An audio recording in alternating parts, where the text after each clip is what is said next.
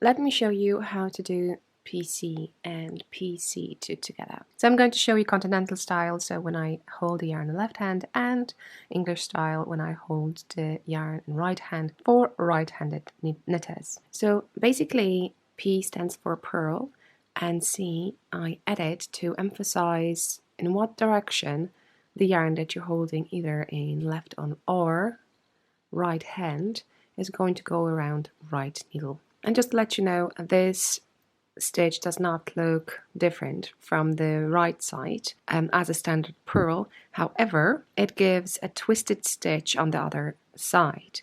And the difference between this and twisted purl is that it's in a different direction, the braid. As in purling, you hold the yarn in front of the left needle, you place the right needle like this, and we're going to wrap the yarn around and pull it through. The way I knit, I try to put the top of the right needle over the yarn to kind of scoop it and pull it through the stitch.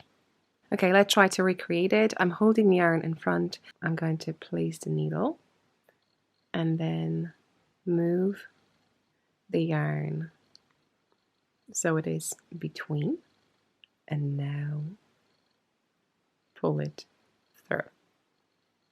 Let's see if I can do it one more time. We're going through the stitch. We're going through the stitch. We're going to wrap the yarn and then pull it through. Let's hold the yarn in the left hand.